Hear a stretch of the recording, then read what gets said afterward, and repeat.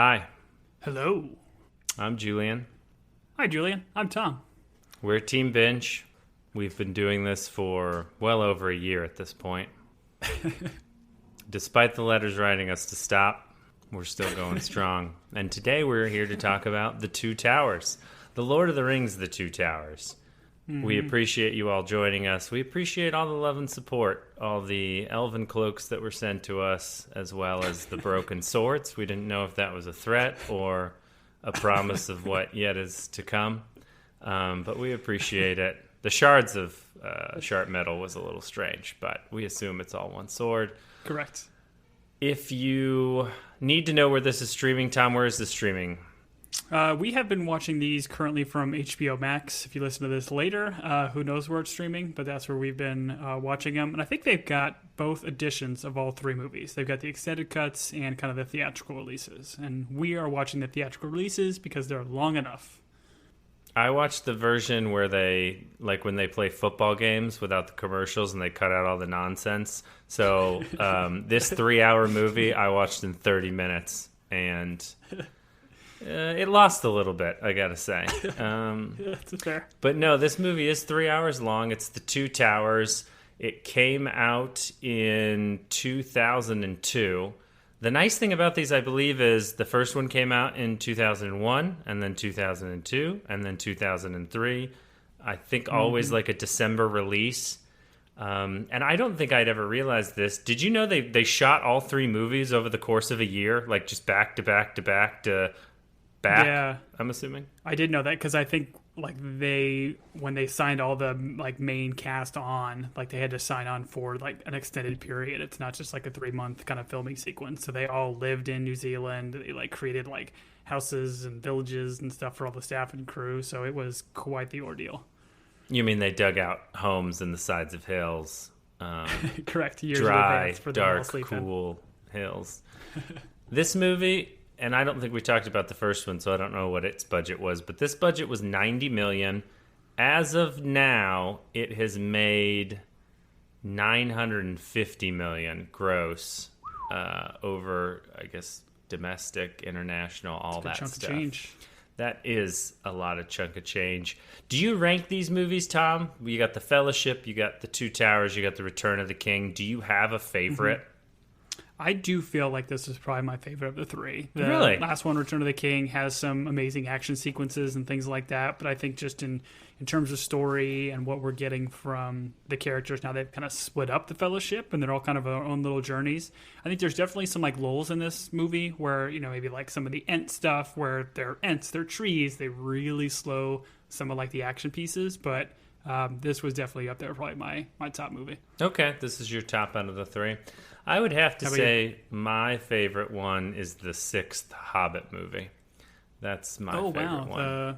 The desolation of our money? The desolation of the longest journey and money grab, yes. But let's not go dark. Let's stay in the light, Tom. This movie I would summarize as... Can I say it real quick? You can say whatever you want. There are no rules. Just I always right. appreciate you giving me that line. Just before we get into the heart of the movie, for those that didn't listen to the first episode, we did The Fellowship. Main reason we are recording is because we chose our next show as we kind of continue to wait for Ted Lasso. If you haven't listened to that podcast, please go back and check out our catalog. But we're super stoked to return to Middle Earth by watching The Rings of Power, which will be streaming from Amazon Prime. So that comes out September 2nd. We are super jazzed for it. So to get back into that world, we're rewatching these films. So go check out Fellowship, recording for that if you haven't already. And let's dive into Two Towers. The Two Towers, I would summarize as the Helm's Deep movie. And once again, Tom, you had not read any of these books, right? Well, I guess by the second movie, had you started the books since you had not read them? I just did that for Game of Thrones. I watched the first season of that, then picked up and read the books to date for that. But this one, I think I watched all the movies, and then not until a handful of years later did I listen to the audiobooks. Which I want to say, too, the audiobooks that they have online, I think I listened to maybe like an unauthorized version, but there's some amazing audiobooks of this where they do like clashing of swords and like battle noises. It's not just some guy in a corner reading it. Sure. I also do think that Andy Serkis does a audiobook of all three of these, which really? would probably be phenomenal. Yeah. And Andy Serkis plays who, Tom?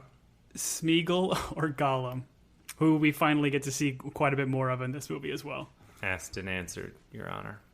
This movie I guess out of all of them, maybe my favorite. I don't know that it's my favorite movie out of the three, but it certainly has my favorite, like, action fight scene. Mm-hmm. And apparently Helm's Deep took them, like, 3 months to shoot. And it would make sense because they had to shoot it at night for all of it. Yep. And it was, like hundreds of extras and all that stuff. But the other nice thing about this movie is it's easily split up into like 3 stories. You've got Sam and Frodo traveling and like meeting Gollum or Smeagol. Are we going to call him Gollum? Or are we going to call him Smeagol? Or are we just going to like clear our throat and that's going to establish him? We could just call him Gulleagle. Okay, that's a combination of the two. I like it. I'm not going to do that because it's confusing. Do you have a Gollum impression you want to give us? I do not. I appreciate it. I do not. I have no interest in attempting a Gollum voice. He apparently said Andy Serkis was trying to do like a cat coughing up a hairball whenever he did his like Gollum coughs. That was like his inspiration for that. So, like in the book, they're like, oh, his name is Gollum because that's the noise he makes when he's like doing that weird like bark or throat clearing or whatever. And like they do it in the movie and I don't hear it. Like I just don't like the noise he makes and then coming up with Gollum from it. And I'm not saying they did a bad job. I'm just saying like I don't like those letters are not the ones I would put in place to imitate that noise, if that makes sense. I tried, but I just couldn't do it. Anyway, so you have Sam, Frodo, and Gollum, the trio, as everyone calls them. And then we have Aragorn, Gimli, and Legolas joining also the Rowan. trio, as everyone calls them. The other trio. We're going to refer to them as AGL. That's how I abbreviated it throughout the outline, because I'm not saying Aragorn, Gimli, and Legolas 1,000 times. Okay. They're with Rohan. And I got to be honest, of all the races, not racisms, but all the races in these stories, Rohan's my jam. Like, they seem to have it all together. They're like this Viking horse lord culture. Like, the architecture's great. They live on the plains. The horses are cool.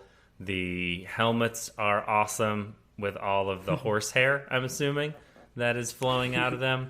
They're by far, I know we're going to get to Gondor in the third one, but Rohan's my people. That's who I would join if I could. No, I couldn't agree more. And like the other series we just recently did in the Outer Range, like it gave me a lot of Outer Range vibes, where it's just these beautiful open plains, a lot of awesome horse riding and sequences, and then the beautiful like snowy mountains way in the distance. Right. And then the last storyline, which I'm not going to tip my hand here, but it's Pippin, Merry, and the Ents dealing with Isengard. And I'm not saying we spent too much time with the third trio, as they're referred to, but I would say they're not my favorite. Although I would argue you could probably go through life and never run into a person that's like, oh, the Ents are my favorite part of the story. But that person may even in the exist out books, there. The whole idea is that they're trees, right? So they live like millennia and they do their decisions very slowly. So naturally, like in a book, it's okay. And I don't remember the exact chapters and whether that was kind of dry, but definitely in a movie, it goes pretty slow. Yeah, plotting, we'll say. The plotting of the Ents was plotting. They start this movie off by replaying Gandalf's death and him falling after fighting the Balrog. And at first I was like, oh, they just kind of like replay the shot for shot. What I forgot is they added a bunch to it. And so you see like further down in Gandalf's side of it as he's fighting and stabbing, which I thought was a little bit interesting because Aragorn went to help him and he's like, blades are no use here. But then Gandalf does an awful lot of stabbing with that blade as they fall. And then Well, from he's like Wizard Blade. It's different. Okay, that's fair. I think most of these heroes have magical swords, but good point. What I thought was cool on the rewatch is just the way it's shot. Like, there's a super cool scene of them falling, and like you get the vast perspective. You know what shot I'm talking about? Yeah, like when it steps out like really far away after being like super tight shots on them, like just spinning and fighting and hitting the rocks and everything. This whole cavern opens up, and it opens, like the scene shows the camera before they're even falling, and just the light of the Balrogs, like flaming fire wings and everything else, just fill that room up. It's just super, super cool. And I love how like they were able to create another environment in this abyss where they eventually fall into the water and then have another battle on the top of this mountain inside the water. It's just super, super cool. Yeah, I don't know how that all worked in terms of the geography of that underwater cave, but I did appreciate, because at first you don't really understand the size or the vastness, and then as they enter and the way they did the light, and I mean, that's obviously all CGI. They didn't build and rent out a giant cavern with water in it. Balrogs are expensive. They're union. Balrogs are expensive. From there, we're with Sam and Frodo. They're, of course, lost. We're introduced to one of the most important characters of the whole show, which is lembas bread, which is all these guys have to eat. We then meet Gollum, who obviously is there to get the ring. We talked about him a little bit, but he's played by Andy Serkis. Did you know who this guy was? Like, because I know you're familiar with his work. You, like, talk about him. I don't think he would ever be on my radar if he wasn't someone that you had, like, mentioned before and what he does. Because he's in a bunch of other things, doing kind of a similar... Like, what's his I don't know, forte? Is that the right one? Like, when he did Gollum here as the motion capture, like, he became like the person to do motion capture. Like, that was who he was. And he got kind of typecast, I think, like that for a little while. But he did some other stuff. I think he was in The Prestige, that movie that you guessed about 30 minutes into the movie, the whole plot. And like, he's obviously been in the Marvels universe and done a lot of stuff there, but really a tremendous actor. And I think even actually this character that he portrayed, because he initially was just going to do the voice, but when he was doing the voice for Peter Jackson just saw his mannerisms or anything else that he was doing. He asked him to do the motion capture, but unfortunately at the time, like, the Academy or awards didn't recognize him as an actor for it, so he didn't get like any nods or nominations or anything. Interesting. Nowadays almost every Marvel movie is all about the motion capture and those actors, but he was definitely a pioneer in this industry. Right. So are you arguing that he should have gotten an Oscar nod for playing Gollum?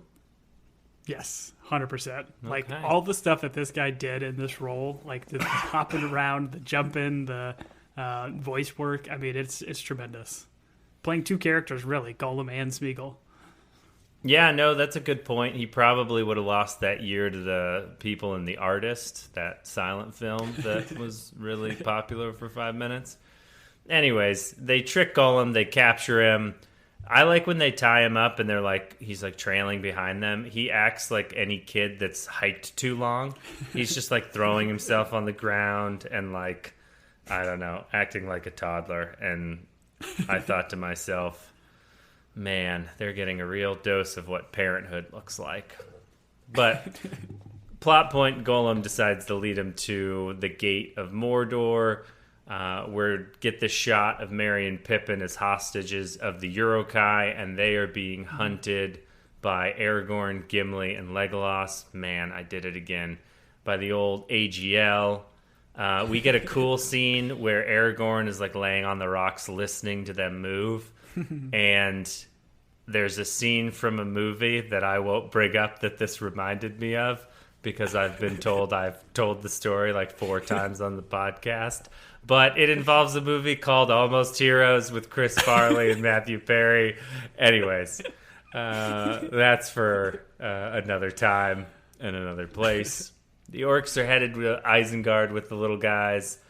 And this is where we get like, hey, by the way, the title of this isn't a throwback to 9/11. It's about these two towers, the Tower of Mordor and the Tower of... I don't say that lightly. I just mean...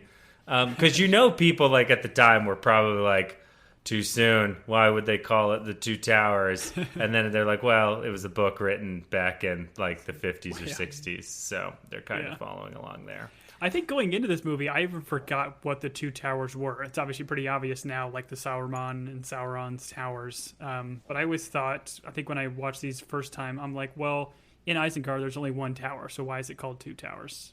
Right. I wasn't very smart back then. You have gotten smarter over time. We all have gotten smarter over time, I would say, other than those of us that have gotten dumber. There's a really cool part where Saruman gives us the whole kind of spiel again about the fires of industry, like burning all the old world and the trees to drive the machine of war. And I was like, yep, that's Tolkien. Here we go. When I was listening to the sequence, I couldn't help but think of our conversation from the last pod that we did. And it was just, they're just pushing that very heavily, which I think is great. It's fantastic. Yep. Yes, it is. Rohan's being pillaged. There's some heartbreaking scenes of like kids being thrown on horses so they don't get murdered by orcs. I didn't like it. It's the children that suffer the most when villages are raided by orcs. That's something I've always said and why I've always donated to the Anti-Orc Alliance. That would be AOA. AO. One sec, I'll get it right. Oh, it's just three. So AOA. Yeah. Did you already say that? Yeah. Oh, well, you're better at this than I am. That's fine. Anyways, the Land of the Horse Lords. I think Aragorn calls them that, and then we get like the sweeping shots of Rohan. And once again, I love Rohan. Rohan's great. Speaking of Rohan, this is where we get introduced to a lot of awesome characters. We get Éowyn, who's played by Miranda Otto.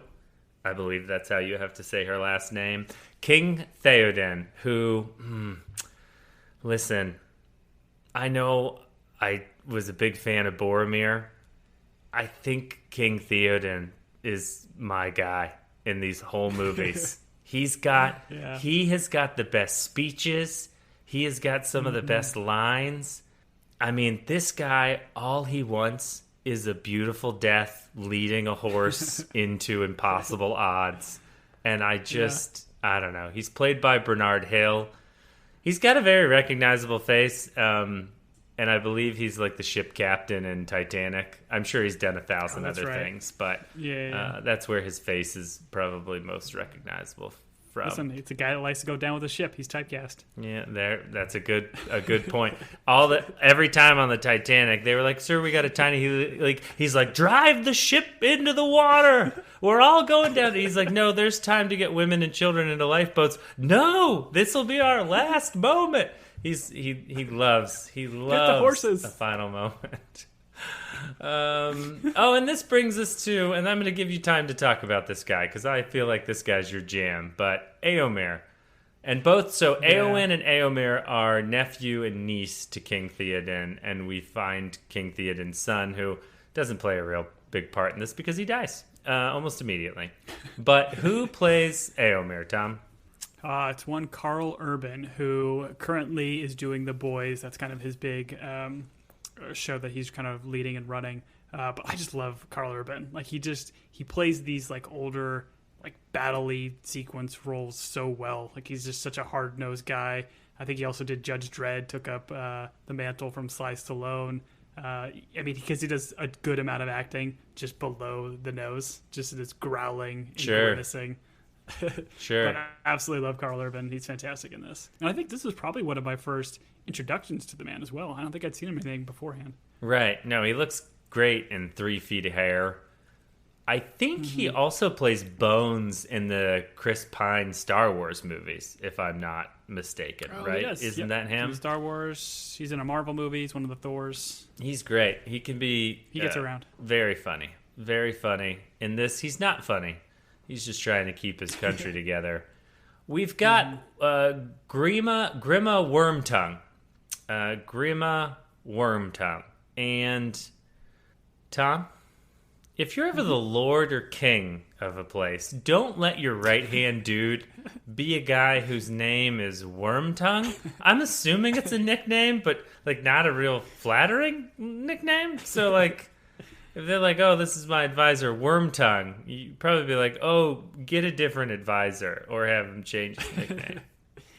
I thought the same thing. And this reminded me of, and I don't know the timing of it. Obviously, these books came out well before, like, the Harry Potter franchise. But you have, like, Wormtail in Harry Potter. So I'm wondering if, like, J.K. Rowling wrote Wormtail as almost like a nod to J.R.R. Tolkien here. With, like, being the right-hand man, kind of the Wormtail, Wormtongue kind of deal. Sure.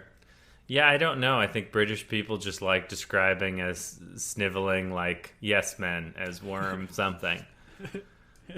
The King's Week, I'm going to go through this real quick. Grima is like whispering sweet poisons into his ear. He banishes Éomer, and this leads to Éomer meeting AGL on the field. This is another scene where they all point things. Someone has surrounded this group, and they're sticking pointy things in their face, like just like in Lothlorien, the forest. It's like, hey guys, the whole reason of a lance is like distance, and like, I don't know. I just for dramatic purposes, I guess I understand why the movies did it, but someone should have been like, hey Peter, we did this in the forest. Remember when they shoved their... Anyways. I do appreciate Gimli, who is surrounded by much taller, larger people, talking trash right before he's about to get stabbed several times with a lance. But Éomer, and there's this fun setup where Éomer, as he's explaining to AGL what's going on in their kingdom, that he's like, oh, the crafty white wizard Sauron. And this kind of sets us up for the sneaky reveal later on with the other white wizard. And I'm sorry, Tom, I know as someone who has done several stints in rehab, are you okay with me using the term white wizard, or is that going to trigger you? No, that's okay. To chase the lightning involved, again. we're okay. Wait, what was... Say again? It's the white lightning is what I like to chase. Oh, okay. Sometimes I do it in cosplay, but typically it's when it's thundery outside. We and I rushed over the Riders of Rohan killing all the orcs in the night, and this sets up the fact that everyone thinks Merry and Pippin are dead, and Éomer's like, hey guys, I'm sorry we killed your little friends. Here's a consolation prize. Yeah. They give him a consolation and of course, prize. Only two horses. So I guess they knew that Gimli couldn't ride. I guess Gimli kind of rides a little bit later when they fight the little dog guys, but kind of a bummer just to give him two. Yep. AGL then go over to the burning bodies. They're like, oh, see the big smoke? That's where we burned your friends and all those orcs. Aragorn, in his outrage, kicks a helmet, which apparently, according to the internet, he broke some toes when he kicked that helmet because that was improv. Oh, really? He kicked that thing so far. Like, in the sequence, I'm like, man, I kick a soccer ball, it hurts my foot, let alone a metal helmet. I like to think Aragorn, during the course of these movies, was trying to get a sports movie greenlit, and that's why when the knife got thrown at of him, he swung it like a baseball bat and knocked it out of the park.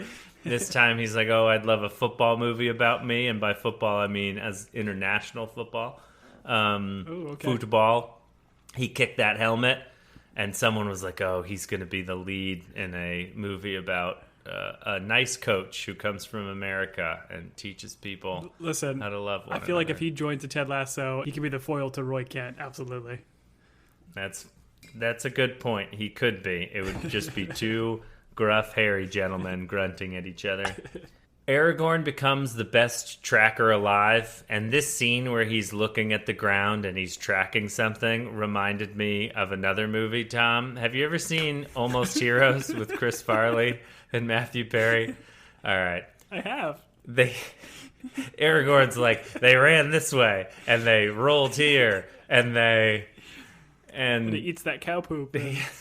No, that's mine. Don't take that from me. That's all I have in this life is a memory of that one scene from one movie.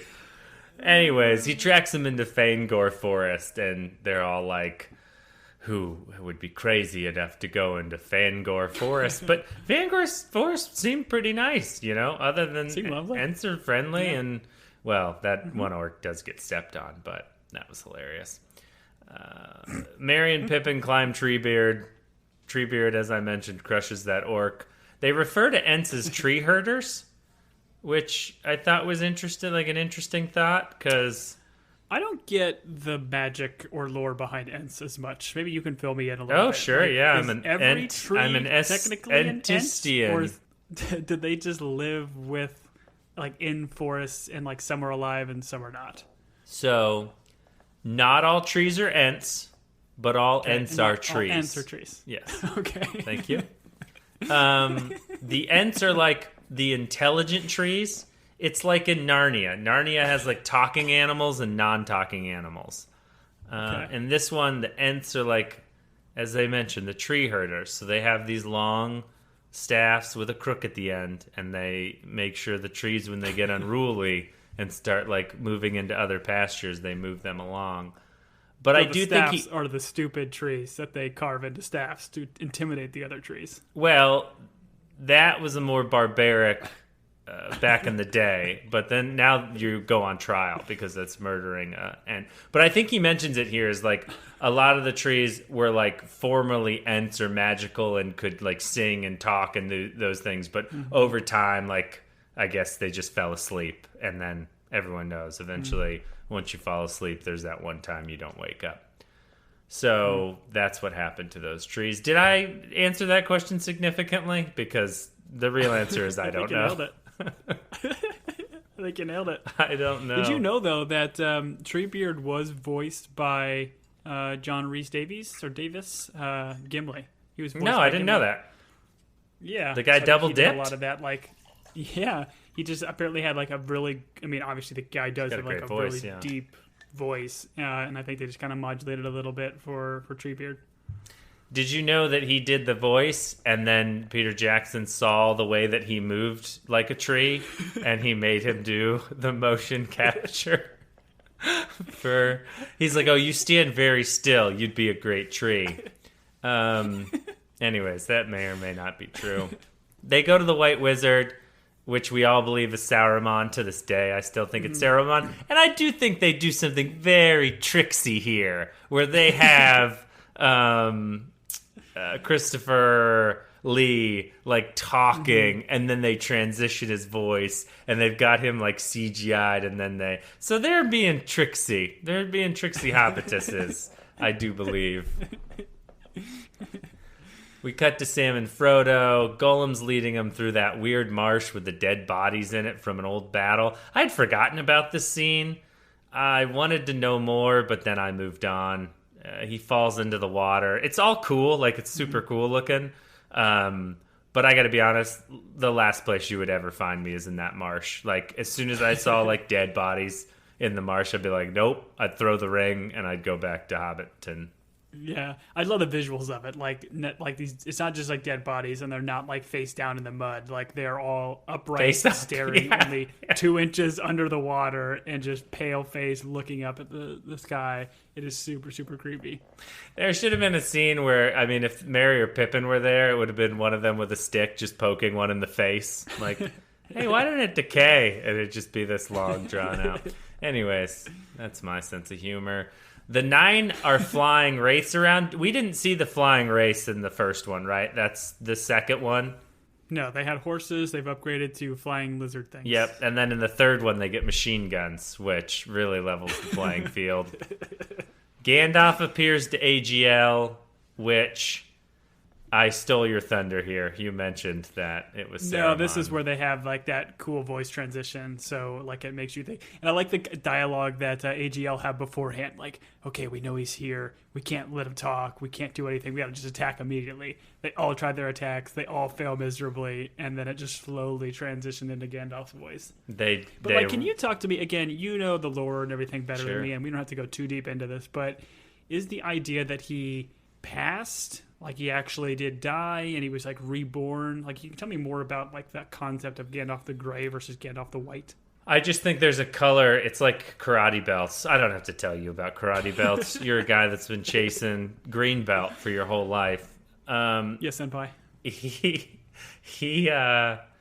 Yeah. So what ended up happening? I guess the deeds he committed caused him, and I don't know that it's in the book or it's explained. I feel like they try to explain it in the movie a little bit more, but he is now transitioned to a more powerful wizard, because there are also mentions of other wizards in the book that are different colors and like lesser colors, and sometimes it has to do with like what their specialty is. Like I'm pretty sure there's a wizard whose brown is his color, and he's like the nature guy. But I think this is also because Saruman has betrayed their order, and he was the lead of their order. Now Gandalf is the white, and Saruman is no longer of the order because. Oh, okay. So that's how I understand it. For those of you that are listening to me right now and you're just furious because I got it all wrong, guess what? You can write me at teambingepodcast. No. At teambinge. At gmail.com. That's Have what you it used is. email before? I have used email. I typically use AOL AIM, I believe is what it's called. So we are teambingepodcast@gmail.com. That's what you can. And if you really want to stick it to us, you can send money to I still haven't gotten the website all set up, but once again, it's redcross probably org would be my guess. It might be org or .gov. Anyways, go there, send money. That really sticks it to us. We get really upset about that. AGL are headed to Rohan. We get Shadowfax. Shadowfax shows up. I feel like Shadowfax has a bigger role in the book than he does in the movie, but they do really like. We'll just say they Shadowfax his entrance here and give some time, right? They should have shadow emailed it. You know what I'm saying? Oh man, how do I get that joke crocheted on a pillow? Because I want it. I want it so bad. They do an awesome shot here though, where they just let this horse just kind of slowly, trot on in to Gandalf. And apparently, when I was looking this up, this was a one take. They didn't have to shoot this again. This horse just went right up to Ian McKellen, right up to Gandalf, and Gandalf came right into his face, pet him, and he was good to go. It was pretty cool. Yeah, he's the lord of all horses. Of course, he's a one take guy. He's like, I've got mares to spade or something. I don't know, horse stuff. That's if what I said was gross. Send more money to redcross.org. Great New Zealand horse riding shots. Really made me want to own a horse and ranch in New Zealand. This is going to sound terrible. I don't know enough about New Zealand to know whether or not all those mountains are real or whether or not they CGI'd some in or what. I know some of them are real. Obviously, they have mountains there. But there are a lot of shots where I was like, is that a real shot? Or did they just take like a wide open space and then throw some Everest in the background? But it definitely could be. I'm not going to speak to it either because I don't know. But I feel like a lot more of the CGI they did was like transposing stuff onto the natural environment. Like Helm's Deep. Like that mountain, everything existed, but they just kind of CGI'd Helm's Deep into the mountain. We'll email Dwight later. Dwight will know. He's done the walk to Mordor. Yep. Sam and Frodo are at the gate. We get the cool scene where the elk cloak looks like a rock. And I want to bring up again that at least my brother, maybe both of our brothers, went to the premiere of these movies in elven cloaks, and they did not get beat up. So that's something. Golem keeps them from entering Mordor. He's like, oh, by the way, I know a secret passage. And I think something that's interesting that happens throughout the movie is like Frodo keeps trying to like humanize him, where like Sam treats him like an animal. And Frodo uses his Smeagol. He calls him Smeagol. And so the back and forth that happens with Smeagol and Golem of like, hey, is this guy like, is Master like trying to take care of us? Is he being honest? Like if you, Gollum can be kind of like a throwaway character if you don't think too deeply about him, but there is some conflict that's going on there, and ultimately it leads to when he is betrayed by Frodo at the washing pool or whatever, where it's illegal to swim. Those are some strange Gondor rules. If you swim in this one pond, it means death. I don't know what's happening there.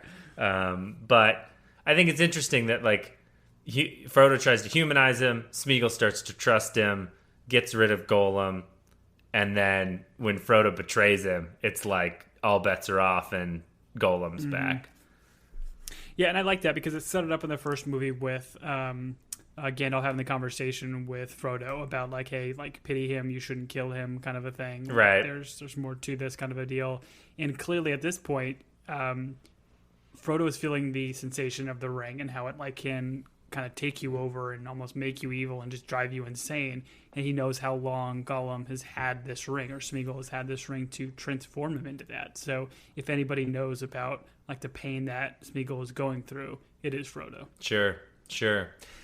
He cares, but he doesn't care enough to give him the ring, Probably fix everything for Gollum if he gave him that ring of power, Make him feel real good in the belly. No? Wormtongue is creeping on Éowyn. I did not like this. I did not like this at all. He dropped some great poetry on her. I didn't write it down, but I was like, oh, all right. Maybe I do see Grimm's appeal. He's gotten her at this point alone because he sent Éomer away. He got him banished. The king is, old. And I think this is where she shouts at him and tells him his words are like poison. And then she barges out. And who's coming up that slope? Who rides tall, dark, and handsome? Our boy, Aragorn and crew. He looks so good. It's Gandalf and AGL. This is probably one of my favorite scenes from all of the movies. It's not my favorite, but I think the way they do this, where Gandalf draws the curse out of him, and I'll let you speak to it, but what happens after he, I don't know, sucks the Sauron out of him? Is that a phrase I'm allowed to use? Yeah. The way he enters in the room, too, they have to give up all their weapons, where he's like, oh, you can't take an old man's walking stick, and he kind of plays all frail as he's going in. And then how, everybody there, lets this scene play out. They have to AGL has to punch their way through a handful of guys, but everybody else is like, okay, let's see where this goes, because clearly we don't like this Wormtongue guy. But yeah, the way that he just kind of keeps doing the magic, the magic is not abrupt in your face. You don't need flashy lights. It's just kind of force energy kind of stuff. But when he eventually pushes Sauron out of Theoden, and it cuts to Sauron popping and falling on the floor at the Tower of Isengard, it's super cool. So he kind of lost his grip on Theoden, and then Theoden's kind of slow transformation is just, that CGI absolutely still holds up, of his scraggly beard just slowly kind of going away and his face coming back to life. Super cool. Very cool. And he's like, you would probably feel better if you felt the cold steel of your sword in your hand again, or something like that. I wrote the quote down somewhere, but I love that. They throw Grimm out, and I gotta say, there's a lot of throwing your enemy out to let them walk away. I know pity stayed Bilbo's hand, but maybe let's not let all the traitors walk. Every once in a while, maybe a dude needs to get butchered. Although this will work out for them in the end. Yeah, well, he'll throw Saruman off a tower at some point. Okay, touche. Anyways, less mercy for our enemies. That's where I'm at. I didn't learn the lesson Gandalf tried to pitch in the first movie. But I'm not a hobbit. I'm a man, and men are corrupt and weak, according to Elrond. So I'm sorry. All right. Theoden doesn't want open war, which I thought was funny, because it's isn't all of your villages being raided and looted? But whatever, I'm not going to nitpick. He's like, everyone to Helm's Deep. Chop, chop. Gandalf leaves to find help. I thought this was just, great foreshadowing. First light, fifth day, at dawn, look to the east. Wonderful.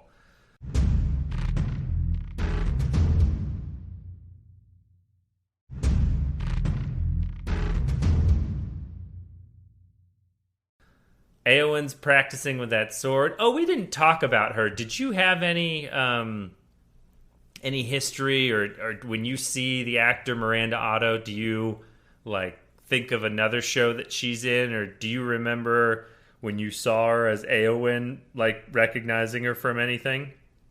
I don't. The way you're setting this up, I feel like I should, but I don't. I feel like whenever I see this actress, I immediately think of her in this powerful role. Oh, no, this is definitely her signature role. At the time, I don't remember like watching her and thinking, oh, that's so-and-so from... I mean, most of the people in this movie, other than probably Frodo, were people I hadn't really... Well, and Rudy was in it, but the...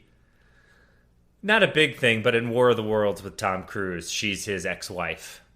She plays that role. Okay. And so that's what that's the other thing that I recognize her from. And really, it's not like, I recognize her in that after seeing her in this. But that is all facts that people don't care about. Eowyn's practicing a sword. It's great. Rather than Aragorn just talking to her like a normal person, he steps in and blocks her blade with a knife, which is a great way to interrupt someone, Tom. If someone's ever practiced sword fighting, and this is for all of our audience, just good life advice. If anyone has ever alone practiced sword fighting, the best way to interrupt their practice is to step in with your own blade and block them. And that leaves you a great transition into, what up, girl? So, I believe that's what Aragorn said. I don't know. Her and Aragorn actually exchanged some great lines here. I've done a terrible job, but I put it all in the quotes portion, so we'll talk about it then. We cut to Frodo and Sam. Sam's realizing that the ring is changing Frodo, and then we get the great scene of Gollum and Smeagol arguing. I love this sequence, especially like the camera work is just absolutely phenomenal here, where it's slowly kind of panning around as each Gollum and Smeagol are kind of having their argument back and forth. And so after panning and kind of going left and right, it eventually just says, okay, audience, you get this. And then it just does quick cuts, like from his kind of right side is Smeagol, from his left side he's Gollum, and it just keeps going back and forth as he's having this like little inner dialogue, but actually out loud. Sure. Trying to battle his inner demons. It's super, super cool. Right. Yeah, if you weren't paying attention, there's a moment here where you're like, wait, are there two of them? Were there two characters the whole time? And I just wasn't paying attention. But Smeagol banishes Gollum and gets rid of his worst self and brings rabbits for everyone to eat. Super nice. They get into a fight over how to eat the rabbits. There's some comedy in these movies where it's, I don't know. So Gollum is like, they do this quick cut where, because Sam's like, there's only one way to cook a bracer of whatever he calls them, conies. A brace of conies is what he calls them. And then it quick cuts and Gollum is whining like a child because he's cooking them rather than eating them raw. It's just so funny. It's so funny. I feel like that line too is very iconic to me. Like the potatoes, like potatoes. I feel like I still say that when somebody tries to hand me potatoes. Yep. We see a gathering of the Easterlings, which I appreciate them all following COVID protocols with those masks. They're all masked. I don't think you have to pay extras if you can't see their whole face. So I think this was a budget decision. And then we see the most important character in all of these movies, the Oliphants. The funny thing is, actually, all of these elephants' names are named Tim. They're all Timothy Oliphants. But I do like these guys because this is giving us the tease for how these are kind of used in the big battle sequence in Return of the King. Because we kind of get a little bit of them here, but man, Return of the King does some awesome sequence with these Oliphants. Yep. Awesome sequence there at the field, at Pelennor Fields, I believe it's called. This is where we get the Gondor Rangers doing a little bit of ambush tactics. Wearing their best Robin Hood cosplay. Their best. All dressed in green. They've got Lady Maria. I don't know. It's been a long time. Maiden Marian, thank you. And Tom... Now, this scene was full of a lot of archery. Archery. Now, was it painful for you to watch this scene with all that archery happening, knowing your history with archery? Listen, I love archery. It is a beautiful thing. You've bled for it, Tom. You've bled for it. To see somebody that's good at it do it well. I am not great at it, and I don't understand the fundamentals because I get what we like to call bowstring slap or snap or whatever it is on my forearm because I don't know how to properly hold a bow. And this past weekend, I was at Julian's house testing out his sweet, sweet new compound bow, and not 3 shots in do I hit my arm and get a massive hematoma on the side of my arm. Tom, how many times? Hematoma when it like bubbles up? I don't know what it's called. I think that's great. Contusion, who knows? I'm not a doctor. Well, I think we've established a long time ago. Not doctors. But Tom, so that's like 3 times in your life you've done that? Is that correct? Or was that only 2? Yeah, but in my defense, the night before I shot this, I even asked you, hey, should you be wearing one of these arm guard things? You're like, nah, you don't need that. No, you don't. No, you don't. Never had any issues over here. Oh, I'm just glad you got to keep the arm.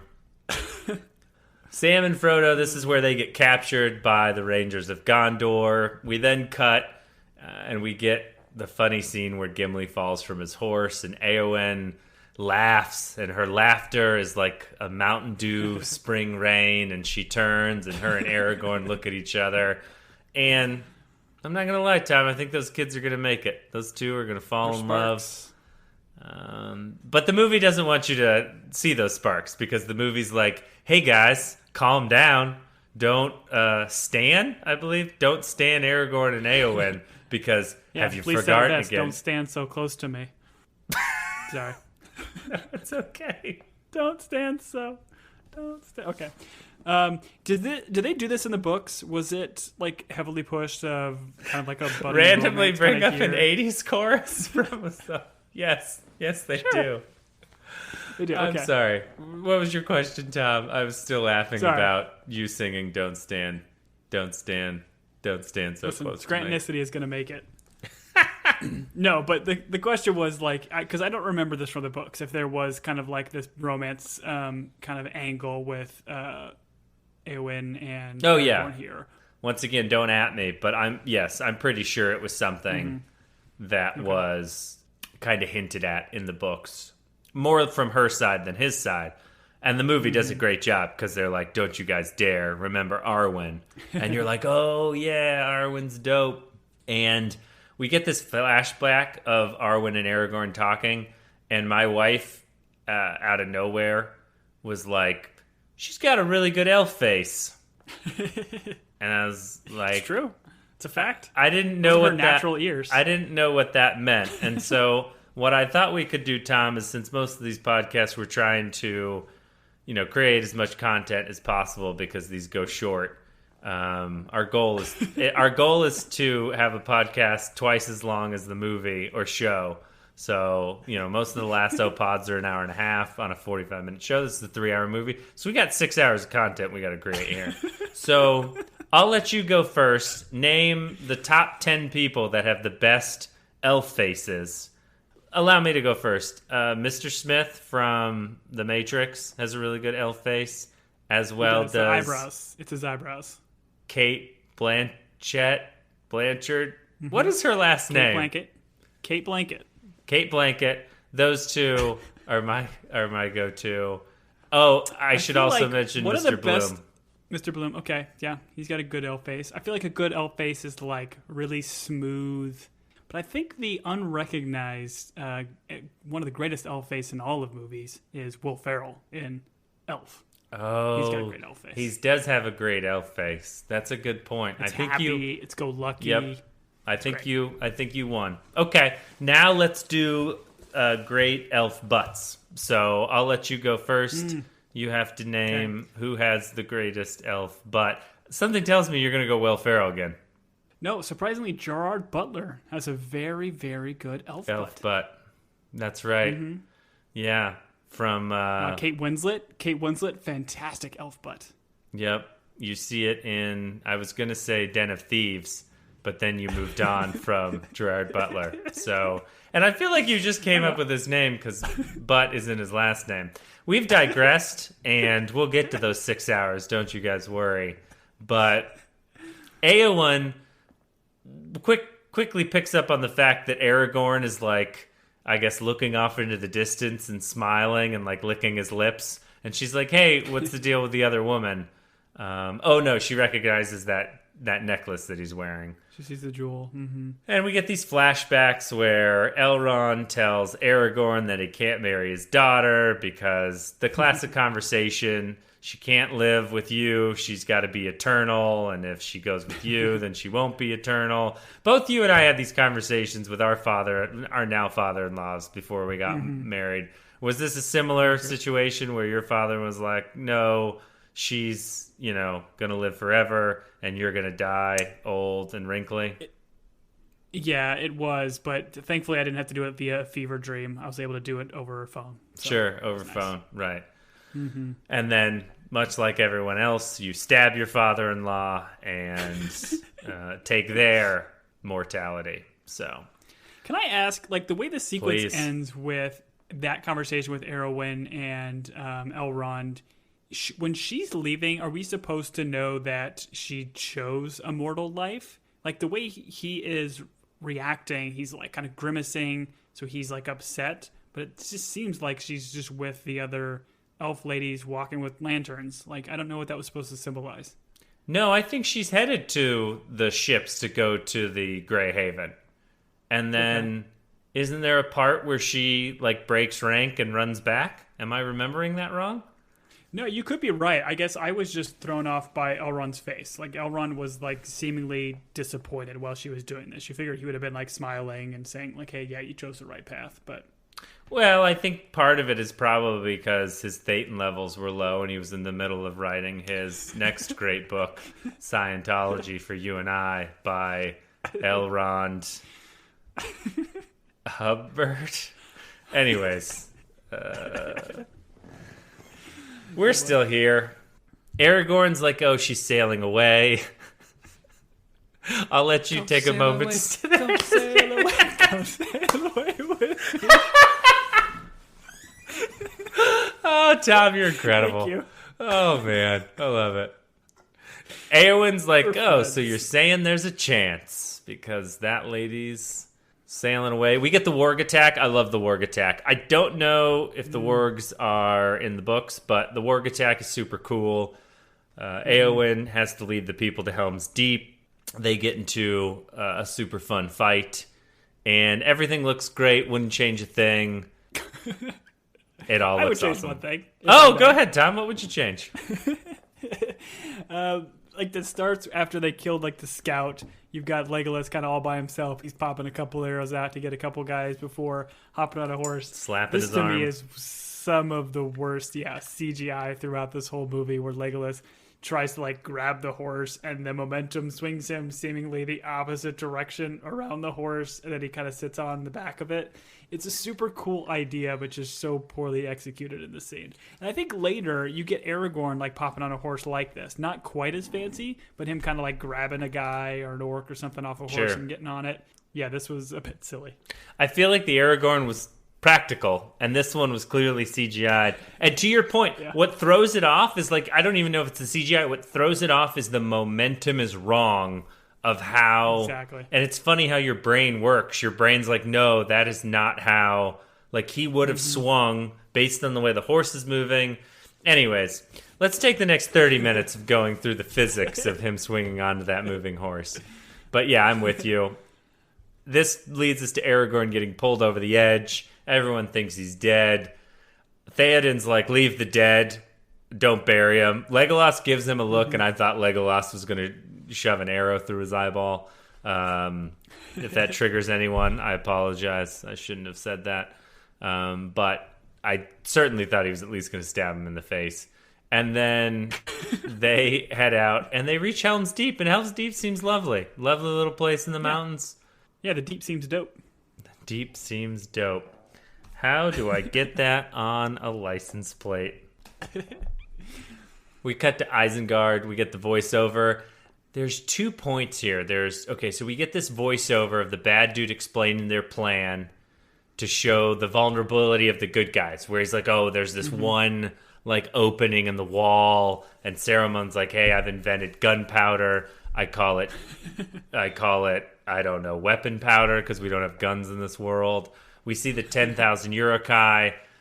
Then are closely coming up on the point where Galadriel like explains the whole movie. Like we're at like the midway point, and she just starts talking about like Isengard's marching on Rohan, Mordor's growing strong, Frodo is dying from the ring, men will take the ring because they're corrupted. Like I had forgotten. She was like, hey, I don't know, it was almost like they took 2 movies and they slapped them together, and they forgot they had the intro to a movie in the middle of it. I'm not complaining, but wasn't that strange? Did you find it strange when it was happening? It definitely takes you out because it is just a massive exposition dump, and it wasn't really anything we needed. Like, I don't know if they wanted to, because I mean, I don't know, a movie like this that has so many characters and so much kind of stuff going on, I get the idea that there's some members of the audience that are not going to be able to follow it. So slow things down a little bit, give everybody a recap. But I do think the main purpose of this is ultimately to kind of remind the audience of kind of the doom facing the world, and not just like our main characters, but facing everybody. And then it kind of leaves, I think, the sequence by talking specifically about like how the elves are going to handle this, and like, do elves leave men to their fate? Because what happens, where the elves eventually are going to join the men at Helm's Deep, which you probably know this more so than I, but that is not in the books, correct? Like the elves never actually show up at this fight. No. Yeah. No, it's not. And I'm gonna mention in the beginning of the first movie they talk about the last alliance of men and elves. The last alliance of men and elves. Therefore, it doesn't happen again. Anyways, go ahead. Well, last at the time of the talking. But I think the idea was they wanted to show up, or they're going to show up later, and there's nobody that seemingly sent them. Like, Theoden didn't send anybody out, didn't send any writers to ask for help. So the idea that these guys showed up is on Elrond's behest. And he said, hey, you got to go there to help them out. So as Galadriel's giving this exposition dump, it's kind of doing these zooms on Elrond while he's kind of making this decision. Sure. And then we have Faramir explaining everything. He's like, hey, here's a map. He's like, they're attacking from Mordor. They're attacking from Isengard. And I was like, wait, Galadriel, are you not listening to Galadriel's voiceover? Because she just explained this, Faramir. What is going on? Do you know that the maps used in the sequence were actually maps drawn by Tolkien's kid? I think it's Christopher Tolkien? Christopher Tolkien's the one that took over. Mm-hmm. I did not know that. So he actually drew and wrote all these maps, which is really cool too, because like having seen Return of the King, these maps didn't really make a whole lot of sense to me at the time, but you look at them now, like you can kind of see, I don't know, is it Minas Tirith? Like what's that thing between like Gondor and Mordor? There's kind of like that small village or whatever where ultimately Faramir, I think, takes... Oh, Osgiliath or whatever it's called. Osgiliath or something like that, yeah. But it's just cool to see that like map and see actually like where the hobbits kind of came from, where they are now, where Helm's Deep is, where Mordor is. It's kind of cool to be able to do that extra world building because the books definitely had that beautiful maps and art that were all created from Tolkien's work. Sure. Yeah, it'll be nice when we're dead and gone, Tom. Our sons will be drawing maps of our podcasts. Be a quick map. Picture of you, picture of me, one arrow. We have Faramir talking with Frodo and Sam. He thinks they're orc spies. The guy that plays Faramir, his name is David Wenham. Did you have any relationship to him or sense this movie? I'm quite certain his role came after this, but he narrated 300, the movie with good old Gerard Butts. He just has a fantastic voice for this sort of like narration. Powerful voice that can just carry on a sequence. Yeah, I think he's one of the 300 in that too. He's like the survivor of it. Yeah, he was surviving one. Mm-hmm. It looks great in that movie. Mm-hmm. Too bad he had to wear armor in this one. You know what I mean? Frodo speaks of Boromir. And Faramir's like, guess what? I bet as his friend, you'll be saddened to know he's dead. Also, he's my brother. And then he wakes them up because they're sleeping, and he's like, hey, who's Gollum? Because you told us you were alone. They're all about to... And once again, Tom, I hope you weren't triggered, but these Rangers are at full draw on a recurve bro, holding it for a really long time.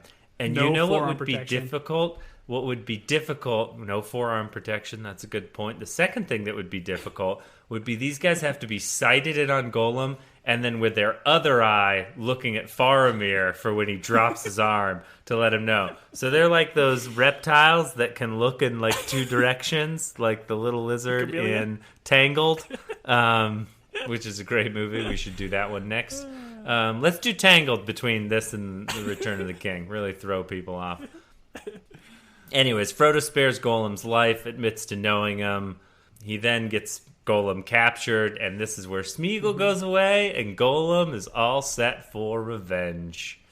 Now, do you think this is like warranted? I know, like from Golem's or Smeagol's perspective, like yeah, he got betrayed here, but Frodo was doing this to save his life because Faramir was going to have him murdered here.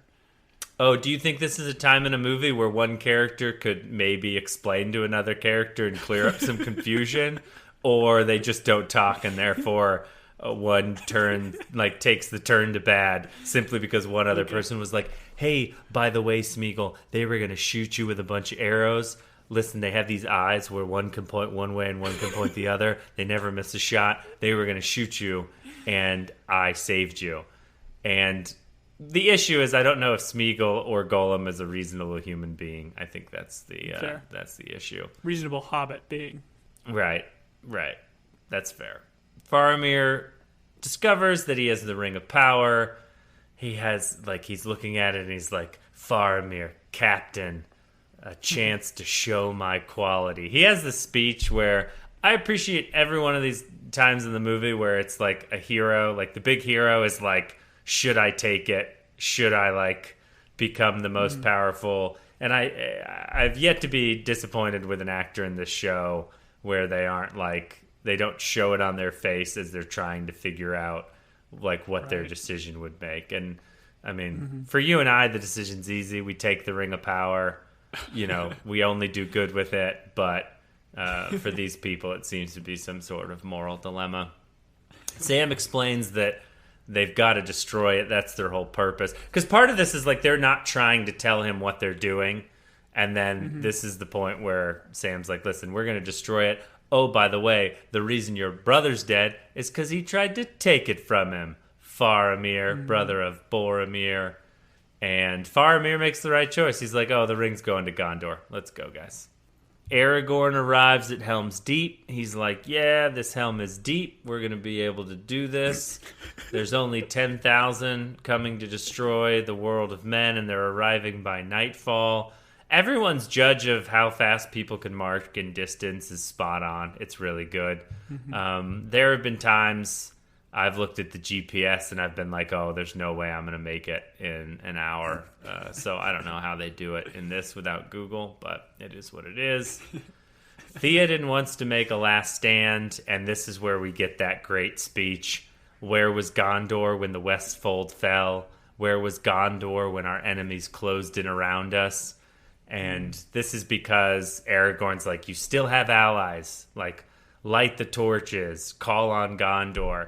But Theoden, to his credit, he just wants a beautiful death. You know, and I think part of this is because he just lost his son. So I think the hope bubble of Theoden has been burst because of the loss of his son. Merry and Pippin are with the Ents. I don't care about the Ents. I don't care about their Entmoot. I just don't care. They're seeing if they decide if they're going to war. It's kind of funny. Let's get back to Legolas and Aragorn arguing. Legolas is like, hey, we're 300 against 10,000. And that's when Faramir pops in and he's like, wait, 300 against 10,000? Do you want me to narrate this? And Aragorn and Legolas That was are actually like, a nod. I think that's actually a nod from Peter Jackson to the Battle of Thermopylae. Just like the idea of like the overwhelming odds. So I think they wrote that specifically in for this. Sure, and it makes sense. I do think there are a lot more than 300. Rohandians. Rohandians? I don't know what it is. They will all die. Legolas is not happy. He is not. But he says that in Elvish, so I mean, it's still beautiful. That is true. I do like how the Rohan people are probably like, oh, he probably said something really encouraging in Elvish. That's why he didn't want to say it in the common tongue, so we wouldn't hear how beautiful it was. Well, but then Aragorn comes in English and says, well, then I will die with them. Like, well, then the guys are like, oh, I think he said something about us all dying. No. He wouldn't have said that. Yeah. I wish they would do more. Honest to God, I wish there was a show where they took maybe I've already talked about this, but in like Bond films or like any films where there's bad guys, there's always these like faceless dudes that get beat up by the good guy. Like they can't shoot him, but they're just there to be beat up and thrown off a balcony. They should do a show about that dude where he's just a guy that like, he wants benefits, he wants salary, he's like 5 years with this corporation, he doesn't know what the corporation does, he's just showing up every day, he's got to hold a gun, he's got to make sure someone doesn't get through the door, and then he gets his butt whooped by some random secret agent. That's what I think about with these faceless people in the background, where they're just like, wait, what's going on? We're about to be attacked by 10,000 who? That's what I think about. Well, that's kind of, what was that Ryan Reynolds movie, Free Guy? Where he was like an NPC, a non-playing character or whatever, and then got thrown into the world of this massive online deathmatch game or whatever. That was pretty funny. I never saw it. But every episode of my show, the guy like gets beat up. He's like, all right, well, I got to go find a different job. And then he joins like, I don't know, Raj Al Ghul. And he's like, okay, they're going to teach me to be a ninja. And then he gets beat up by Batman at the end of that episode. There's a lot of IP that would have to be cleared for this show to make sense, but, it is what it is. Listen, I think you're talking about the Minions. You're literally talking about the Minions movies. They're just going from one bad guy to another. And Warner Brothers has a lot of IP, so I think you're good. My guy doesn't speak Minionese, though. He speaks English. Those are where we don't get sued in court. King Theoden asked the dude, he's like, do you trust your king? And that guy's response on his face is like, nope, you're going to get us all killed here. And then we get Theoden's great speech where he's like, where now are the horse and rider? Where is the horn that was blowing? Where is the helm and the hauberk and the bright hair flowing? Where is the harp on the harp string and the red fire glowing? This is a long quote, Tom. Where is the spring and the harvest and the tall corn growing? They have passed like rain on the mountain, like a wind in the meadow. The days have gone down in the west, behind the hills into shadow. Who shall gather the smoke and the dead wood burning, or behold the flowing years from the sea returning? That's called the Lament of the Rohirrim, and beautiful. It's pretty sad. It's pretty sad. Listen, it was beautifully done. We get the cool scene where Aragorn's like, hey, young man, you've got a really cool sword here, so good luck. And you're going to die. Legolas is like, hey, I'm sorry. I doubted that we were all going to die. And Aragorn's like, no, I'm pretty sure we are all going to die. But at least they're cool with each other towards the end, I guess. We're going to die together. We're buds. But who arrives to save them, Tom? Who arrives? The Elves of the Lothlorien. Which, again, not in the book, but Jackson, I think, you hit on this, because I think you know the books better than I do. Jackson kind of wrote this in as... I guess what happens at this point, like, as these assaults are happening from the orcs, it's not just at Helm's Deep, it's at, like, the woods of Lothlorien. There's different places that are getting attacked, but obviously, within the constraints of a movie, they couldn't show all that. So Jackson's reasoning was, let's show that, like, this is not just a threat to men, this is a threat to elves as well, and so that's why he put them there. I would argue it's still super cool, like, to have them there, like, incredibly. Their, like, archery stuff, like, the way they fight, like, the elves are super cool looking. So it just adds a lot more to this battle. Like, right. Not only, like, the archery that happens during the battle, but, like, their armor, like, the cool, like, marching steps that they do and how they, like, kind of turn and pop their bows in the ground. Like, elves in this universe are just such cool characters. So, yeah, the more of them you get, I think, the better. And this gets us to the potatoes and meat of the movie, which is the Helm's Deep battle.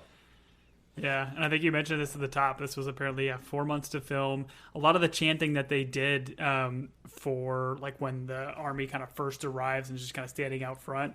Apparently, Peter Jackson filled a cricket stadium worth like of 25,000 people and had them do all these chants, and then they kind of imposed it into the movie, which Really? is just super, super cool. Interesting.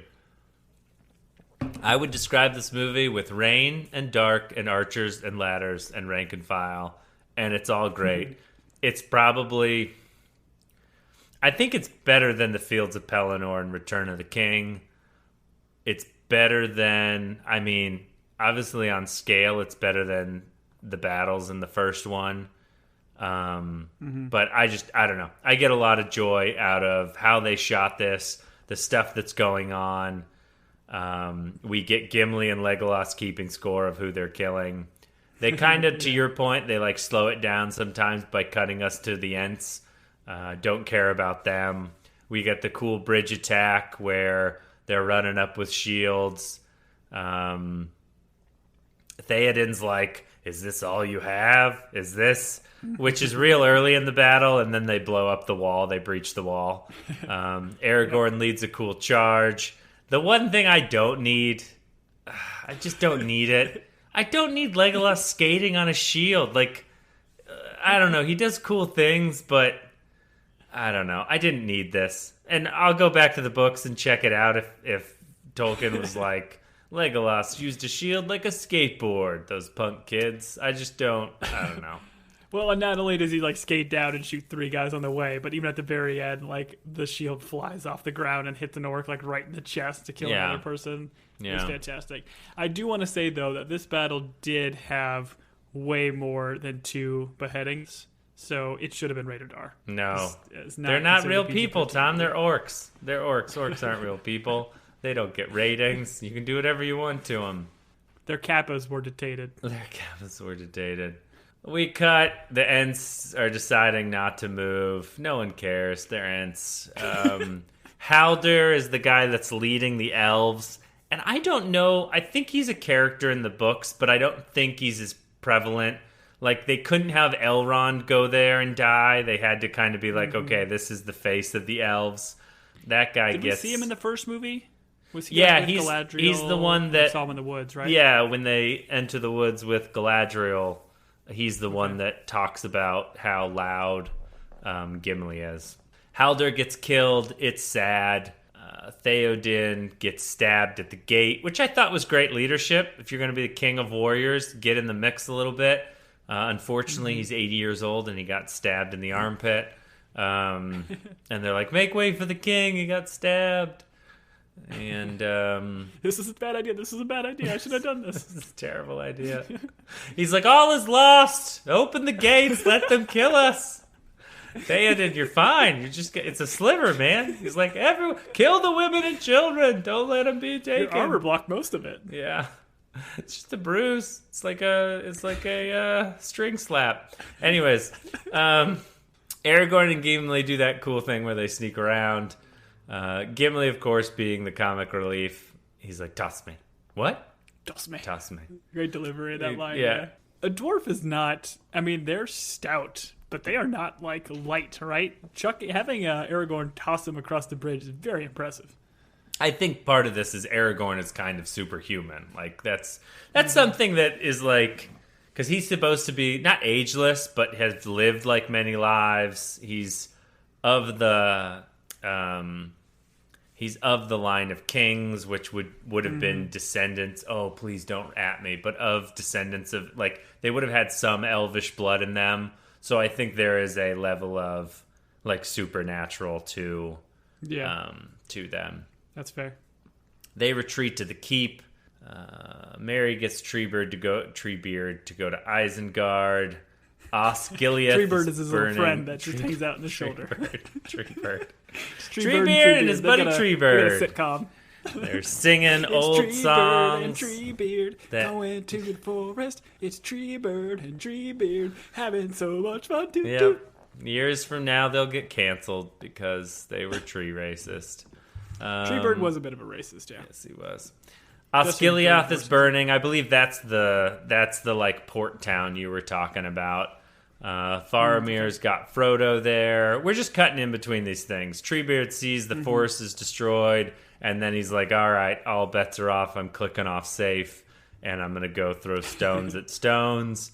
We get the Ents' revenge. Osgiliath, Faramir is like, oh, this is where Sam tells him this is what killed Boromir, is that he saw it as a weapon. We get the Nazgul coming up. I feel like, well, I don't love all the times that he's on screen, the like desperate Frodo, like hearing the screams of the Nazgul, like kind of going into a trance. That's probably the best work that, who's the actor that plays Frodo? Elijah Wood. Elijah Wood. That's like where he thrives. Like, I don't know how to say this, but I don't care about him when he's happy Frodo, but when he's like desperate, sad, he does that piece of it really, really well. He plays the tortured soul very well. Yeah. I'm with you. And some of the other parts, I think they're just a little bit, I don't know, corny at parts the way they're being delivered. But yeah, he plays tortured very well. We cut back. They're in the keep. Theoden. I don't know how many times Theoden is like given up during this fight, but he's like, what can men do against such reckless hate? And he's like, send the women and children into the mountains. Aragorn, we get the flashback of Gandalf's words, and this is where he gives Aragorn's like, listen, let this be the hour where we draw swords together. Actually, that's not Aragorn saying that. That is Theoden. Because Aragorn's like, let's ride out with me, man. Let's go stab some fools. And Theoden gives his, let this be the hour when we draw swords together. Fell deeds awake, now for wrath, now for ruin, and the red dawn. I love all of it. Every one of Theoden's, I'm going to go die while I stab people. It was great. The cavalry charge across the bridge where they're just clearing dudes off. I love it. I love it so much. I honestly do a miniseries about Theoden. That's all I want. That's all I want in this life. Gandalf appears with the Rohirrim. Éomer does his. Gandalf's like, he's all alone. And Éomer pops into scene. He's like, he's not alone. For the king! And then they charge down the hill. I gotta say, the steepness of that hill, if I was one of those cavalry dudes, I'd be like, whoa, guys, let's go slow. Because here's the deal. If you're in a mass of horses and your dude trips, 80 horses are stamping on your face, like, as they go down that hill. Then Gandalf does that big, like, blast of light, or I don't know, it's supposed to, like, the sunlight's supposed to be over their shoulders. It kind of blinds the first row of orcs or whatever, but, very, very steep. That's a super cool scene. How do they get up there? That's a long time to even get up to the top of this, let alone getting down. Yeah, well, I think there's that's an upper plane. They slope down. That's the eastern pasture, or whatever they said. That's the western pasture from Open Range, up on that mountain. Anyways, it's a great, I mean, that whole shot with the sun coming up, them going down, so cool. Like, orcs have all got their long spears, and then they raise them right as the cavalry hits. All super cool. We get the Ents destroying Isengard, which I don't know. For some reason in my mind, I was like, oh, it's going to look dumb. But I actually thought it looked really good. You've got a bunch of these Ents, like, I don't know, tearing things down, throwing rocks, destroying the war machine. And then we get Frodo trying to give the ring to Nazgul. Go ahead. Yeah, I was going to say with the Ent bit, I love how, like, the orcs or whoever's kind of left there is trying to defend Isengard, and they're, like, knocking them down and then just taking axes to the Ents. Like, that's going to do much. Yeah. Like, there's only one Ent that was probably ever in danger that got lit on fire. Yeah, I can never forget the scene where his head's on fire and he, like, puts it in the water as it's flowing. There's, like, it's such a great, like, someone who was doing the CG was like, hey, what if I have an Ent? And they were like, yes. There's a dude out there who's proud of that moment because he created it on a computer. As he should be. Yeah, he should. Frodo tries to give the ring to the Nazgul. There's that it's super cool. He's on like a wall, and the Nazgul's like hovering in front of him, and he's like, "Here, Nazgul," and then Sam stops him, and then I think Frodo goes to kill Sam, and Sam's like, "Don't you know you're Sam? Don't you know you're Sam?" And he doesn't stab him, so that's pretty good. This is then where Faramir makes the decision to like turn them loose, and he's got that like second in command that's like, your life will be forfeit. And Faramir's like, listen, my dad loves me. He's not going to do anything to jeopardize my health, so I'm going to let these guys go. I'm his favorite son now, and he certainly isn't going to eat cherry tomatoes while he sets me on fire. Sam waxes eloquently about stories and about courage, and Frodo does this cool thing where he's like, listen, they'll tell the story of me, but they're not going to forget the most important character, which is his steadfast friend, Sam, who, Sam the Courageous, or whatever he calls him. Sam the Brave. Sam the Brave. And then we've got Golem cooking up some scheme, and he is foreshadowing taking them to the giant spider. And that's where the film ends. My favorite part of this, because we're going to talk about best scenes right now, Tom, is Helm's Deep. I mean, a lot of great parts in this, but the Helm's Deep sequence, like the opening, Aragorn and Gimli at the gatehouse, the charge of Theoden and Aragorn on horses, that's my favorite part. I don't think there's... Yeah, there's nothing. I mean, it's... The set pieces alone and like all the practicality of all those shots, like there's clearly CG when they do some of the wide stuff, but these like massive ladders clanking against, and they have the little hooks that then pop down. Yeah, I don't know, I love that sequence. Like Legolas shoots off that rope of one of the big ladders and it slowly kind of falls down. Yeah, it always makes me think of that sequence where they're like saying like how many kills they have. I'm like, boom, Legolas just got like 80 of that one little shot. Yeah, but yeah, just so cool. And it made me think rewatching this now and just having a more healthy respect for movies and the creativity that goes into filming and doing these and all the work that goes into them. These guys having to endure this, actors for 4 months, just being constantly rained on of the night, probably freezing cold because there is like you can see their breath on some of these orcs. Right. Making a specific shot of even doing it. I think they even afterwards they all got like shirts or matching shirts that says like I survived Helm's Deep kind of thing. It was just so tough and gruesome to shoot, but I mean it just pays off. I think it's just some of the best cinema that's out there in terms of like action and battle sequences from this kind of old-timey battle stuff, and it's incredible. Yeah, it's fun to watch like the siege warfare that's happening, the stuff they come up with that it's like a technology thing like you mentioned, like the ladder hooks and that. And then just the mix of practical, and there's some CGI in there, but it's done in such a way that it's pretty seamless. And then you get to see like your favorite 3 characters, well 4 in my case, because Theoden's there. Like get to be warriors, and you have no sympathy for the orcs, like they're just evil, and it's just like fun to watch them be repelled. It's the reason why. Like stories like the Alamo will last forever, because a last stand, like a desperate last stand, is always great to watch, and it's just done so well in this. Honorable mentions for best scenes for this, I would say, is like them doing the Balrog fight in the beginning, just watching the Riders of Rohan like operate as like a horse unit. That stuff is really cool. Where they destroy the orcs at night. That's a cool scene. And then, as I mentioned before, Gandalf freeing King Theoden and that transition of him unaging. I really enjoy that scene as well. Yeah, and I think the stuff with like Rohan I love too, because it helps establish like another part of Middle Earth and of this world, because we didn't really get like these big open plains. We certainly got like, beautiful mountains and all that stuff, but being able to get another part of Middle Earth, and it kind of seemingly be entirely different from what we've seen in the previous movie, I think is super cool. Right.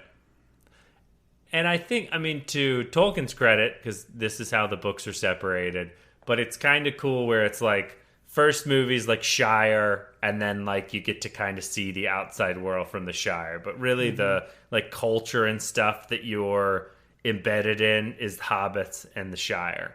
And then, you get some Isengard and Mordor, but that's just like evil and the war machine. And then this middle one is like, hey, these are people that live on the plains. They're tied to horses. Like, this is their culture. And then the third one is going to be Gondor, people that are, they live in the White City, and it's built in the side of a mountain. And so they have their own, like, armor culture, and then I don't know. It's interesting to think of like the political dynamic between the two, and when Theoden's like, where was Gondor? And to know that in the third movie we get to kind of see those two working together. Spoilers, sorry. Favorite quotes, Tom? Did you have a favorite quote? A lot of quotable stuff in this movie. Did you have a favorite one? Yeah, I think there's a lot of good stuff. Like you had mentioned earlier, like Gimli is a lot of the kind of, I don't know, the jokester, if you will. Sure. He wasn't necessarily written like that in the books, but I think he's got a lot of great ones. I think there's one in the beginning where he's like, I'm wasted on cross country. We dwarves are natural sprinters. Yep. That's great. Fantastic. You did a great job, by the way. That was a great accent. I appreciate Legolas. He's like, a red sun rises. Blood is spilled this night. I'd be like, I don't know, Legolas. That's some... It's just kind of cloudy. Your evidence is... I'm a little bit confused. I liked Éomer's... Do you like Legolas? Can I ask, do you like Legolas's like silliness of always like stepping up to camera, looking to the distance, and delivering these, whimsical lines? I think I remember liking him a lot more like on the first watches of these. As I'm watching it this go round, I don't give him much thought. Like, I think in the books, he's a little bit more well-rounded, and you get a little bit more. But in this one, he's just like the elf of the group who like is noble and shoots a bow and does some cool stuff. And every once in a while, he has a quip like to Gimli that is funny. And it's not... I don't think it's any... Like, Orlando Bloom, I think, plays him really well. I just don't know that they give him much in these movies. Yeah, they write him very specifically. Like, he's not messing up any of the lines or sequences or scenes. He's just... That's the way they presented the character. Right. Which I think is fine, because you've got the other characters that'll be more, like, grimy, if you will. Right.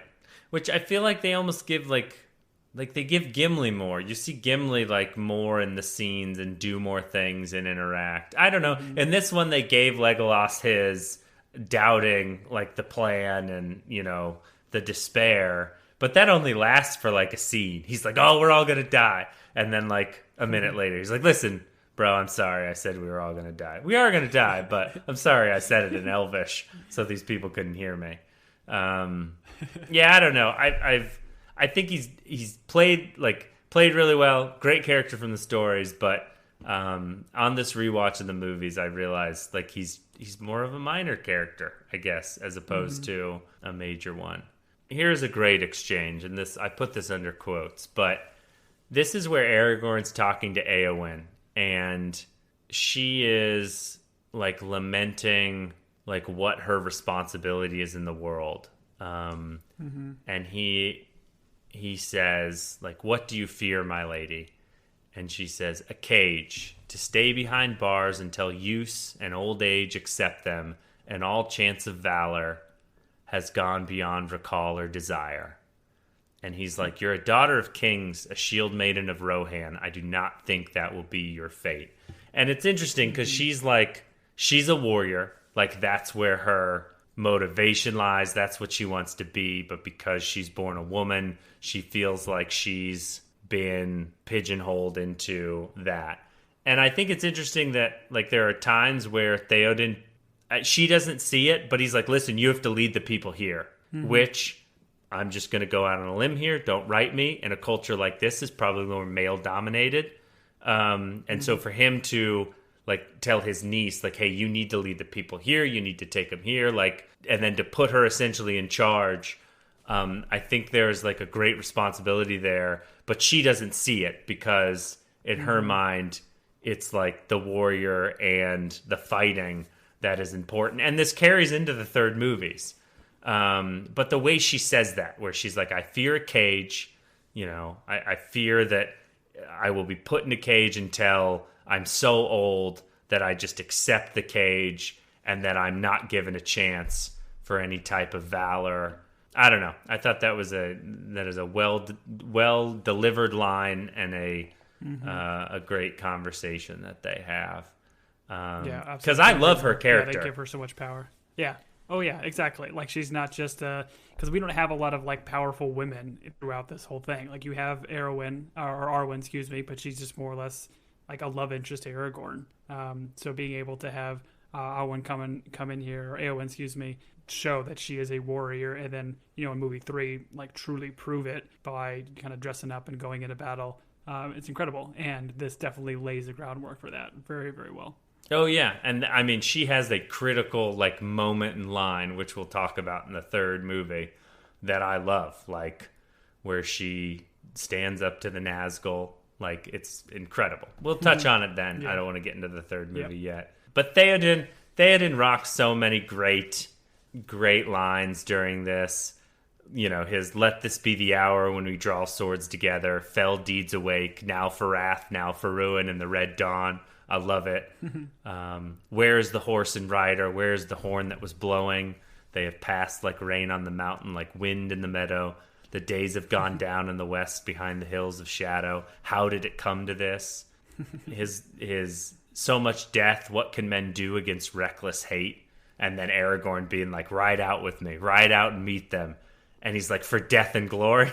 And Aragorn's like, no, for Rohan, for your people. Theoden so quickly, he's like, for death and glory. Aragorn's like, no, let's save people. Like, let's do it for them. And then he's, the horn of the helm hammerhand shall sound in the deep one last time. Aragorn's constantly got to be like, hey, dude, we might actually survive this. Like, can you calm down? There's still hope. There's still hope. A great example. What would you have me do? Look at my men. Their courage hangs by a thread. If this be our end, then I would make it such an end as to be worthy of remembrance. He's like all about like great last stands. The last ones I have are the Ents are going to war. It's likely we are going to our doom. The last march of the Ents. That's tree bird. Tree bird and tree bird. All right. The last best quote is, boil 'em, bash 'em, stick 'em in a stew. When we're talking about taters. That's the great part. Any funny parts, Tom? Give me your when you laugh the loudest. I'll tell you mine. My favorite part is when they are walking to Helm's Deep and they cut into Gimli talking about dwarf women, and he's like, because of the sound of their voices and the similar appearance, some people think there aren't dwarf women, and leads to the theory that we just spring out of holes in the ground. And you get Aragorn being like, it's because of their beards or whatever. I found that whole sequence funny, and then I think that leads to him falling off the horse. But that's the funniest moment I had in the whole thing. I like that. That was a very funny moment. I think that does remind me, when I was doing some research for this pod, apparently they did actually have a lot of women as riders of Rohan, because when they were filming in New Zealand, they just needed people that were good on horses. So they just put a bunch of beards on a lot of the women to really kind of like hide them. Yeah, which I thought was kind of interesting. Well, the long hair makes sense too, right? Yeah, exactly. Yeah, I mean, they're absolutely covered in armor, so I think it was probably pretty easy to kind of pass off and hide, but that was an interesting little fact. I think one of my favorite, more not necessarily funny, but the way it's delivered is great, when Legolas greets Aragorn after Aragorn seemingly gets saved by his horse. The horse just kind of picks him up out of the river and takes him back to Helm's Deep. But Legolas's like reaction to him, he's not like, "Hey, so glad you're alive." Right. He's like, "Hey, man, you're late. You look terrible." And you look terrible. Yeah, that's a great one. The last one I'll say is in the beginning of Helm's Deep, where it's like doom and gloom. The orcs are like chanting and slamming their spears, and you get that one old archer accidentally loose, and it gets the orc in the neck, and the orc just falls flat on his face. I thought that was great fun. I do like with that setup sequence too, of them on the parapet or whatever, and you have Gimli just with like the top of his helmet slowly going over, and like Legolas kind of giving him crap, like, "Hey, you want me to get you a box, or just tell you what's going on?" To tell you what's happening. Yeah, that's great. I think we hit most of these. Let's try it again, which was the CG of Legolas grabbing the horse and jumping on to this day. Correct. Like, go back and redo it. There are parts where the hobbits are riding on the Ents, and even my wife was like, "That doesn't look good."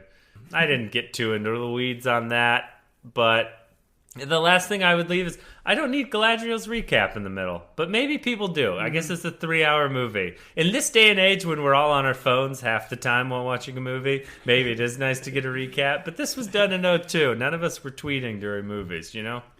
While I was watching this, I had to think to myself, like, was this a movie that had an intermission? Did they, like, stop the movie and say, hey, go get some popcorn, go to the bathroom? But I don't think there's any modern movies that did that, but I could be wrong. I don't know. I mean, you could go to the bathroom while Galadriel's explaining the plot all over again. But maybe they just know how powerful she is as like a narrator, and they're like, let's use her as much as possible. I'm not against that. That's probably a fair point. She's got a great voice. The life lessons of this movie, Tom. Are there any life lessons that you would like to talk about other than Theoden really has a death wish, and death wishes when you're the leader of a people are probably not the greatest go-to? Yeah, I mean, I think you'll probably touch on them more eloquently than I, but I love the idea of, like, the only thing necessary for the triumph of evil is for good men to do nothing. I always love that kind of concept because a lot of people think, like, listen, what can I do as a single person, or what impact am I going to make? But if we all just sit idly by while tyrants are who they are and are just evil, good men need to be the ones that step up and take action. And I think we see it throughout this film, so... Yeah, and you see it with the Ents. The Ents are like, listen, we can just live here peacefully, and then it takes the motivating factor of them to take them by the forest that has been cleared for them to rise to action before it's too late. Yeah, and what does Pippin do? I think Pippin at one point is like, hey man, we're just Shire folk. We should just go back to the Sire. And like Mary's got to remind him, like, listen, there's not going to be a Shire left if we just sit here and do nothing. Right. Eventually, The other things I thought of are like... and I touched on it a little bit, but like the definition of like what are deeds like that are considered valor, like what is considered courage, and like if you look at Éowyn's idea, she's probably grown up hearing stories of warriors. She's a shield maiden of Rohan, like using the sword and being a warrior the way to be remembered, but. Like, there has to be someone that is the cool-headed person that leads people to safety, that, does the day-to-day, that calms people, that, gives them direction. And that person can't always be the dude shouting about Red Dawn and death at the front of the charge. And so I think it's interesting, just that definition. And then I think the big one, which I'll read the whole quote, is... when Samwise is talking at the end about great stories, and it's funny because we use the term meta, which I don't think I would have known what that meant when this came out, but we're in the middle of an epic story, and you have a character where Samwise starts talking, and he's like, it's like the great stories, Mr. Frodo, the ones that really mattered. Full of darkness and danger they were, and sometimes you didn't want to know the end, because how could the end be happy? How could the world go back to the way it was when so much bad has happened? But in the end, it's only a passing thing, this shadow. Even darkness must pass. A new day will come, and when the sun shines, it'll shine out the clearer. I know now folks in those stories had lots of chances of turning back, only they didn't. They kept going because they were holding on to something. That there's some good in this world, Mr. Frodo, and it's worth fighting for. And so you get, these two characters in the middle, like the third book of a 3-book series, they're in the middle. It's hump day for them, and it's like they want to turn around. But just talking about how often it's just perseverance and moving in the right direction and doing the right thing, even when it's hard or difficult, that's all it takes. And to your point, you brought up the quote about, good men doing nothing. Sometimes all it takes is, someone to say something or to persevere and not take the easy path. And I think that's what we see in this one. So...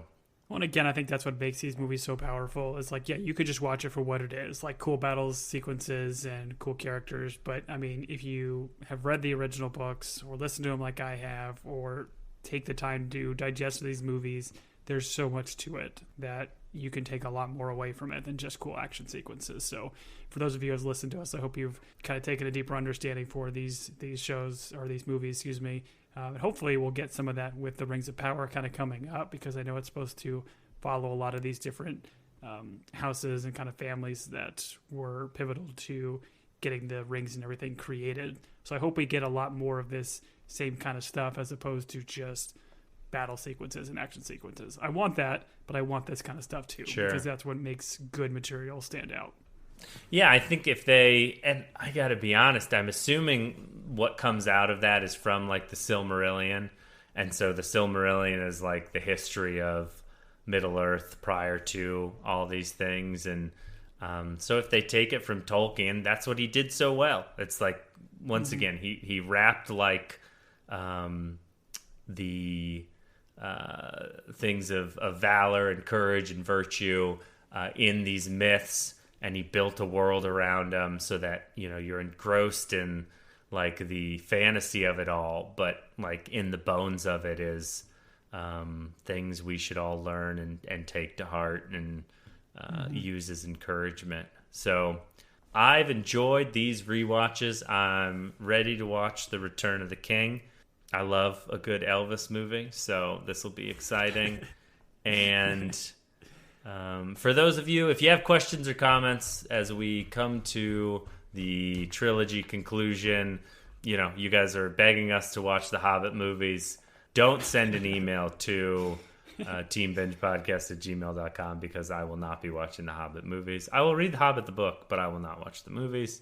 But we appreciate you all joining us on this long journey. We're not going to turn back now. We're going to go all the way to Mount Doom, and then we're going to toss this podcast in the fire. Although there'll probably be some hesitation, and yeah. Anyways, I've been Julian. Bite your finger off. Thanks again, everybody. I've been Tom. Have a great evening, or morning, or afternoon, whenever.